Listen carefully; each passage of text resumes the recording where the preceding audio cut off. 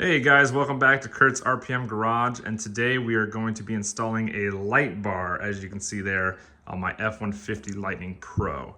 The Pros do not come with this, the XLT and above all do. The Pro comes with basically a blanked out grill, so we're gonna have to cut that out, put the new light bar on, program the truck, and we should be good to go after that. So here's what we got. We have our light bar and then all the tools required to do this. We have a laptop loaded with the latest version of ForeScan. Right now, I believe it's 2.4.10. And then after that, we have a trim tool here on the right, some fasteners. I have way more than I need, obviously, but this is what was recommended, so I just grabbed them. They were cheap off Amazon. I have an electric ratchet. That's not totally required, but you will want a ratchet, and you need at least, I think it's a 10 millimeter. We have our plug for ForeScan, and then we have a Dremel tool with a cutoff wheel. That's what we're going to use to trim the grill and get that to fit our new light bar. It should look pretty clean. Everything's kind of recessed, so we're going to do our best to make it clean, and you won't even know it was cut. It should look all factory. So yeah, this is what we got. Yeah, let's get going. Okay, so I've kind of been working on this for a while, but I could not get the programming to work for whatever reason. But one of the users on the F150 Lightning forums called Shoop G came in big time, figured out the programming, got everything working. So big shout out to him for this. If we go on the F150 Lightning forum, we can find his thread, and I'll have a link to it in the description, but we can head down here and he's got a great detailed description. So if you just want to read how to do this, come on over here, just read it. And it's really not that difficult. So once you get all set up, you want to download the latest version of ForeScan. Shoop G used the 2.4.9, and when I logged on today, it's 2.4.10. So one newer version, I guess, probably just some bug fixes. But you want to download that first and foremost. And then the next thing we need to do is download some files to update what's called the LDCMA and LDCMB files. This is for the left and right headlight. And you got to download these files to update it to the XLT and above version of the firmware. When we do that, then the light bar will actually light up. If you do not do this, there's no power ever going to the light bar. You need to get like 32 to 36 volts, and the only way to do that is to have the power sent from the left and right headlight to the light bar. If you only do one, only half the light bar will light up. Not ideal, obviously. So this is what we got to do. Go to these files. Go to this file up here. Right there, download those two files, and then we're gonna go into ForeScan and basically upload these into the truck, and that's gonna be pretty much all of the settings. I believe there might be a couple little settings with doing ForeScan. We'll find out here in a bit, but yeah, that's the first thing you got to do. Once you do that and you're all set up with your software, let's go ahead and pull this grill off and get going. Okay, when you're ready to go, get your trim tool, come under here, and there's gonna be 10 of these little plastic push pins. So we're gonna get this under, pop each of these out and work our way. I believe there's 5 on each side. So we'll go over here, take those out, and then we can take this cover off and actually get to the bolts. So I'm gonna do that now, and we'll see in a second. Okay, so once you got each of these out, like I said, there's 5 of them on each side. These plastic covers will come off, and we'll reveal what looks like this. So we have a bunch of 10 millimeter bolts. I think there's 4, it looks like, on each side. So we're gonna pull those out and keep going. And then I think the middle of the grill is held on with some clips. So once we do that, the grill's basically ready to come off. Okay, once you got those 8 bolts out, the next thing to do is basically just to pull this out and to get it off the clip. There's a couple in the middle. There's also some wiring. So once you get it off, do not pull too far. Just pull it out just enough to give you access. Reach your hand back there, undo the connections, and then this thing should come free. There's some wiring for this, and I believe the connector for the light bar is back there. I don't know for sure if it's attached to the grill, but we'll find out here in a second. All right, and also when this thing is up, you can pull this down. The truck may freak out a bit when you press the button and won't do anything, but once you push it all the way down and get it to clip, then it'll be fine. So yeah, pull it down a little bit, give yourself some room to work, and then yeah, let's get this thing pulled off. Okay, so we got these 2 off. This brown one right here, there's a little pin right here. Yeah, you can push this and it'll pull out. Similar thing over here, just right here, push that. Comes right off, no problem. This is your light bar plug right here. Obviously it's plugged into a blank space, not used. This one, funnily enough, is plugged right into the center of the badge. So I think you can get like a light up badge or something if you want to put it there. I'm sure this has something to do with it right now. It's probably not doing anything. But yeah, so that's getting it off. Let's go to the next part. Okay, next up we're gonna install 5 spring nuts. I've already put 1 in, but there's gonna be 1, 2, 3, 4, and 5. And they look like this. I'll have links to these in the description, but you just take them like this, in this orientation with the parts sticking out on the back, the nut, and then just push them down and try and line them up with these holes. Thank you, Ford, for setting this up for us. So I'm gonna go ahead and do the rest, and then we'll go to the next part. All right, next up, we're gonna start mounting the light bar. So one thing to keep in mind is we have these little metal studs on each side. So we're gonna line the holes up to put those in, but be careful not to nick your paint with those. This will also help line it up. And then, yeah, well, let's just go put it in place. Not too difficult, get it centered. And then if the hood is at a nice enough angle, it should basically stay on its own accord. So you can kind of run back and forth and zip on some nuts after that. So yeah, let's put it in place and get this thing going. I'm gonna try and do this one-handed.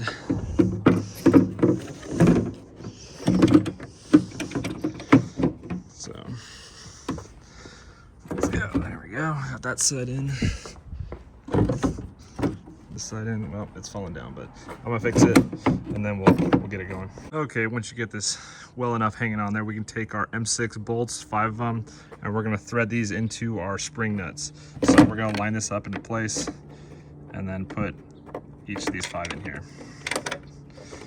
So each of these M6 were 10 mil, at least in my case, if you buy the ones from my link. So I'm taking 10 mil on my ratchet and get these fastened down. And yeah, we'll try and line this up as best we can, just eyeballing it and make it look kind of nice. And then yeah, that's what we got. Next up, we're gonna take 2 of these nuts and secure them to these studs on each end of the light bar. Get these tightened down. And yeah, this thing's mounted. All right, next up, we're gonna take our light bar plug off of this blank. And then this is also held in with a push pin, just like this. So we're gonna take our trim tool, fit it underneath, and then just pop this out. And then we can get these plugged in. So with the light bar plugged into what was in that blank space, take the push pin from your light bar and just push it in and secure it. Okay, next thing we're gonna do is plug our laptop into our OBD2 plug and fire up our forescan. Remember, you needed to update this to the most recent version. We're on version 2.4.10. You can see up in the top hand corner. And we downloaded the updated firmware for the LDCMA and the LDCMB. So we have that saved to this computer. Next thing you're gonna do is go here for configuration and programming. And then we're gonna scroll down to the LDCMA firmware update. So we're gonna click on that and then we're gonna hit run.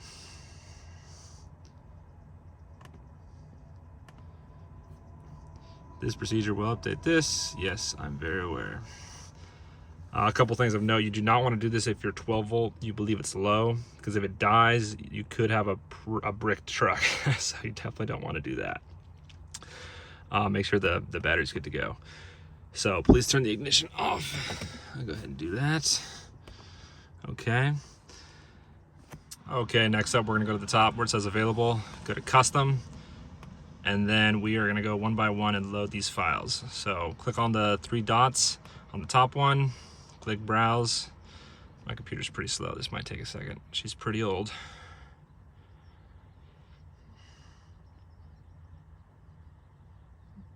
Try it again, there we go. So light bar files, so we're doing LDCMA, we're doing the top one, LDCMA firmware. And there are more files in here, but this knows to only pick the one that works. So we're gonna do that first one, click OK. That one's green, we're good there. Next up, light bar files, LDCMA. Here's the next one, click OK.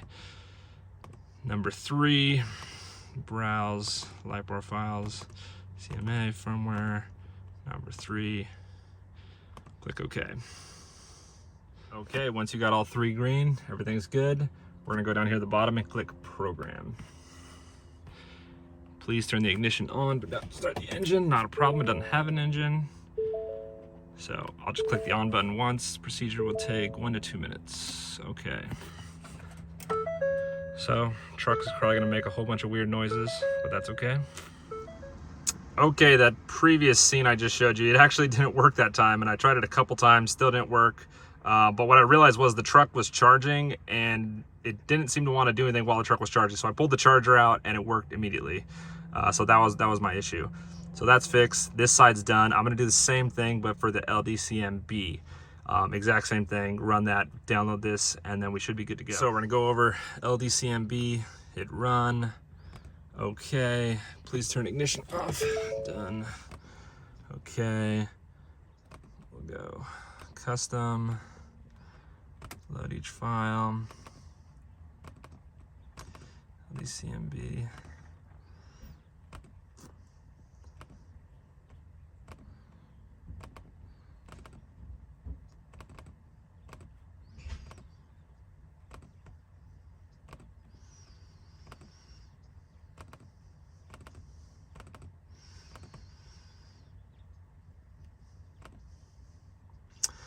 Okay, got our 3 going. Gonna hit program. Turn vehicle ignition back on. And we're going. Oh, did not work that time. Okay, now I got it working. Once again, I had a few issues though. I probably did it a dozen times and it was not loading the LDCMB. So what I had to do was go up to the DTC and clear any codes. I was wondering if there were some previous ones from some work I might have done in the past that was causing it to freak out. So I went up there, cleared all the codes, and now I just tried it again and it worked the first time. So yeah, this is loading. Hopefully it's gonna be working soon. Okay, once you got that second one loaded up, we can disconnect our computer from Forescan, or our truck from Forescan. So disconnect right there. We can log out, unplug, and we should have a working light bar. Okay, the next step is gonna be to cut this blank light bar off. So go on the forums, listen to what Snoop G did, or Shoop G did, and what he basically said is, I believe it's like cut from the top here first, just under where this fake kind of light bar is, and we'll just cut along this kind of line all the way. And then after that, we can kind of trim it down afterwards and flip it over and go from the back. There are a couple mounting points we're gonna have to deal with. You can see them right here. They do kind of cross over. So we'll do this first cut all along as smooth as we can. I have my cordless Dremel here. And yeah, we'll see where we're at and cut more if we need to. Okay, so here's the end result with my grill. Came out pretty good. I cut it down just with a little tiny edge, but I started off with the Dremel, but it was taking a long time and the battery actually died. So I ended up using my multi-tool right there with a wood bit, as well as the Dremel and a sander just to kind of get it nice and smooth. So I already kind of lined it up. It looks pretty good. I'm gonna slap this thing on there, and we're gonna be pretty close to being done. Okay, we got the grill just kind of sitting in place. I'm gonna run the screws in a second, but it looks pretty good. I'm pretty happy with that. So I'm gonna tighten this thing up, check all the gaps, and then yeah, we're gonna be about done. So next time I'm gonna check the alignment, then I'm gonna put in those 8 10mm screws. There might actually be less now. I'll double check it, but yeah, then we can put those covers on and we're done. Well, all right, that's what it looks like. The alignment came out pretty nice on its own. Let me see if I lock and unlock it. You can see the light bar flashing there. Hopefully it caught that. But yeah, it's definitely working and it looks nice. A lot of guys are probably not gonna wanna do this mod. I posted about this on the forums a while ago, and half the people love the idea, half the people hate the idea. I think with this color, the Avalanche Gray, it actually looks pretty good. On other colors, I can kind of see how it would stick out like a sore thumb. But I do like it with this color, so I think it looks really good. Plus, I like that it's gonna kind of throw people for a loop. They're gonna say, wait, hey, what the heck is that? It's got Pro bumpers with an XLT light bar and a Pro grill. So yeah, I think it's pretty fun. I like it. So just wrapping up, I'll put links to everything in the description, but that light bar I managed to get on eBay for about $300. If you were to take the part number and go to Ford and try and buy one, I think they're like $600–700, so quite expensive. So if you can get one used like I did, that's probably the way to go, or off a wrecked truck or something. And then the other thing is the grill. Be semi-careful with these when you're cutting them. If you screw up, even though they're just hunks of plastic, they're extremely expensive. I think a Lariat grill is like $1,000 nearly, so that's just absolutely absurd. So be real careful when cutting it, take your time. And even if you have a few little blemishes, it's gonna be tucked way up in there, so it's not too bad. You should be all right. And then on the forescan side of it, I kept having those failures when I was trying to program it. And I think it's because before it does anything, it runs a checklist. And if the truck has any codes, it might freak out. And when you're doing forescan programming, sometimes the truck will throw little codes. They won't even show up on your dash. They'll just kind of be in the memory. So go ahead and clear those, clear the DTC. And if you do that, then when the truck goes to do its little checklist before anything, it won't see any codes and it will go. I think that's what my main problem was. So don't have the truck charging and don't have any codes, and you should be good to go. Other than that, that's all I got for you guys today. I know I had a lot of people asking me about this, and I'm sorry it took so long.